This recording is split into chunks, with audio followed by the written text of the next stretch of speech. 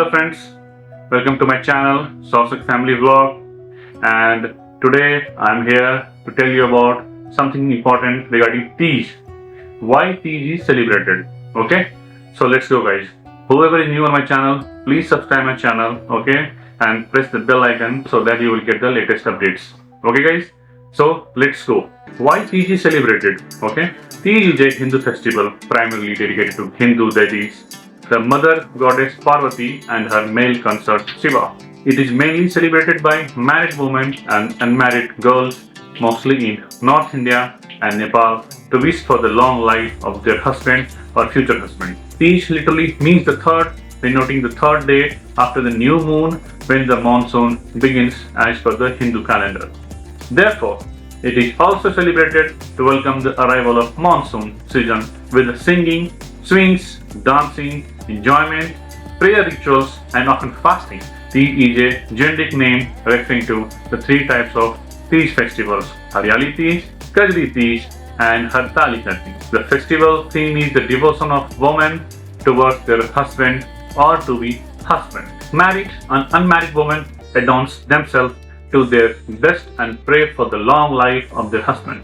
The Teej celebrates the advent of monsoon. There is a legend associated with it, which makes the day more auspicious.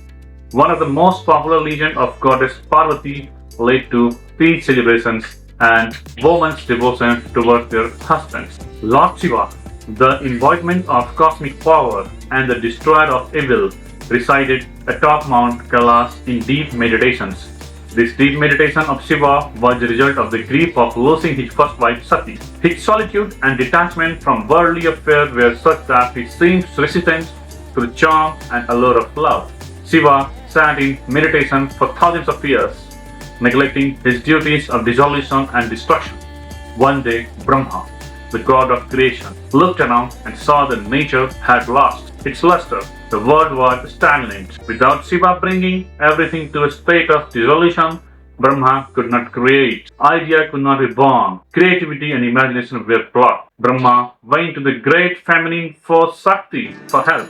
Shakti told Brahma that she would be born in human female form to bring Shiva back into the world. Parvati was born in a noble and virtuous family, adding to the significance of her role in shaping the cosmic balance. Parvati's father was Himvat, the personification of the Himalayan mountain known for their majestic beauty and the spiritual aura. Her mother was Mainavati, who symbolized the divine qualities of patience, strength, and the grace. From her very birth, Parvati was destined for greatness. Her name, Parvati, means of the mountain, signifying her strong connection to the Himalayas and the natural world. She inherited the innate purity qualities of her parents, embodying both the serene tranquility of the mountain and the fierce determination to achieve her goals. As Parvati grew, her beauty and radiance began to shine, captivating all who encountered her. Her elegance and charm were enhanced by her virtues of compassion, devotion, and intelligence. Parvati possessed a rare blend of inner strength, gentleness, and made her a beloved figure among gods and mortals alike. In her childhood, Parvati exhibited a deep fascination and love for Lord Shiva. She was drawn to his enigmatic presence, his meditative state atop Mount Kailash, and his role as a cosmic transformer. Parvati recognized the divine essence within Shiva and knew that he was her destined consort. Parvati's parents, aware of their daughter's unwavering devotion and recognizing the significance of her union with Lord Shiva, encouraged her pursuit. They know that her love and devotion had the power to transform the universe and restore its balance. Thus, Parvati's journey to win the heart of Lord Shiva began. She embarked on the path of intense penance and self-discipline, seeking to awaken Shiva from his deep meditation and draw him into a divine union. Parvati retreated to a secluded forest, leaving behind her privileged life and embracing a simple existence. She lived amidst nature, performed arduous rituals, and engaged in intense meditation. Her determination and dedication were unwavering as she continued her quest to win Shiva's affection. Many years passed, and Parvati's penance intensified. She endured physical hardship, extreme weather conditions, and relentless trials in her pursuit of Shiva. Her unwavering faith and devotion become a beacon of inspiration for gods and mortals alike. The demons, threatened by Parvati growing a spiritual strength, also attempted to disrupt her penance. They unleashed their dark force upon her, conjuring up terrifying creatures and obstacles. Yet Parvati remained undirected, summoning her inner strength to overcome each challenge with grace and perseverance. Her talents did not go unnoticed by the divine beings as well. Parvati's austerity and her genuine love for Shiva resonated throughout the cosmos. The Devas recognized her extraordinary efforts and believed that she was destined to be the divine consort of Lord Shiva, playing a pivotal role in restoring harmony and defeating the forces of evil. However, Shiva's mind never wavered from his deep meditation. In the meantime, in the heavens, the Devas too considered about the rising threat of the demon Tadakasur, who had acquired immense power and was wreaking havoc upon the universe. They realized that due to the boon given by Brahma to the Asura, only a son born to Shiva and Parvati could vanquish the existence of this threatening demon. Taking this into consideration, the gods devised a plan to bring Shiva and Parvati together. They approached Parvati's father, Himavat, the king of the mountain, and revealed their intentions. Himavat, aware of Parvati's deep devotion to the Shiva, readily agreed and blessed their union. So all the Devas came together to break Shiva's meditation and get him a suitable mate. Parvati, the king of the Devas, Indra, summoned Kamdeva and assigned him this dangerous mission that invites Shiva wrath. He instructs Lord Kamdeva to fill Shiva's heart with desire to marry Parvati so they could produce a child who in turn would kill the demon Tadakasur. Armed with all his necessary love weapons and his wife, Rati, Kamdeva set on the journey to Shiva's abode to fulfill this divine task. He evades Shiva's god Nandi by taking the form of a fragrant southern breeze and enters Shiva's abode. On entering Shiva's meditation place, he creates an untimely spring with the chirping of birds and the blossoming of flowers. Finding the right moment, Kamdeva shoots his love arrow at Shiva and thus breaks his meditation. Shiva soon becomes distracted by Parvati but is also surprised at the sudden change of his behavior. He realizes who is the culprit behind the entire episode.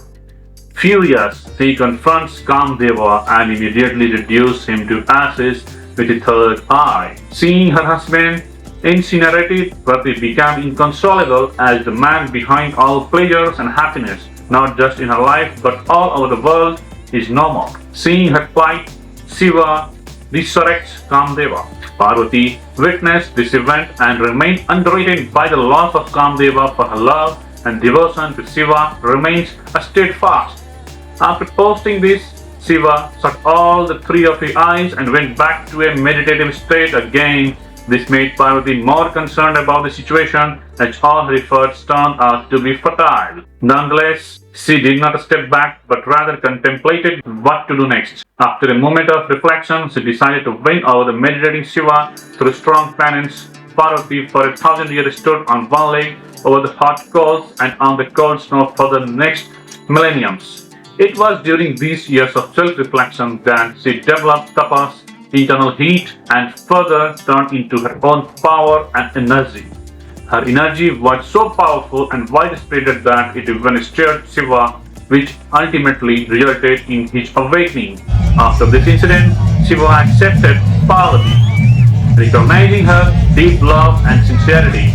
Shiva granted her wish and they together manifested as Aradhana Ritual, a unique embodiment of both masculine and feminine energy. The Haryali Teej, also known as the Sindhara Teej or Choti Teej, marked the day when Shiva consented to goddess Parvati wished to marry him. An elaborated procession is taken out in Jaipur for 2 continuous days on the festival occasion, which is watched by people in large numbers.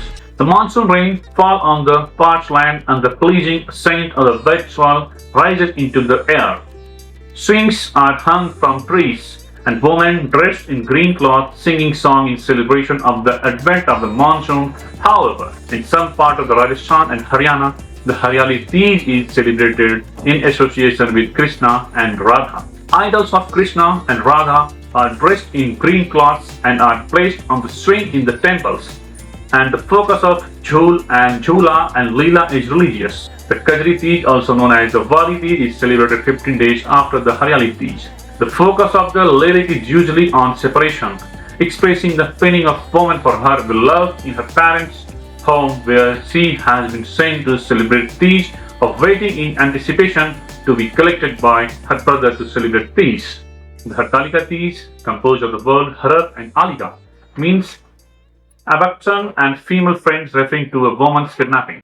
With the consent by her female friends, this is celebrated under 15 days later on the third day after the new moon, which usually falls the day before Ganesh Chaturthi. It marks the occasion when goddess Parvati encouraged her friend to kidnap her to escape after her father, Himavat, wanted to give her hand in marriage to another man. According to the legend of Hartalika Teej, Parvati incarnated as Salaputri. The tale also states that Parvati failed to have Lord Shiva as her husband till her 107th birth. In her 108th birth, Lord Shiva realized her devotion and love for him and accepted her as his wife. It is said that Goddess Parvati declared this moment to be highly auspicious for women, and proclaimed that whoever invokes her on this day will be blessed with a happy marriage life, and whoever one desire, woman observe Nirjala Vrat and spend sleepless night during the 3 festival days. This is the symbolic of the penance that Goddess Parvati went through at the time of Teej. Women dress up like a newlywed. They wear green, red, and yellow attire and decorate their hands and feet with fascinating mehndi designs and sing devotional songs about Goddess Parvati and Lord Shiva. Women express their happiness and thank and pray to God for marital bliss. Thank you guys. So tell me, how was the story? Now you got to know why Teej is being celebrated. So please like my channel, share and subscribe with your friends. Okay? Thank you so much.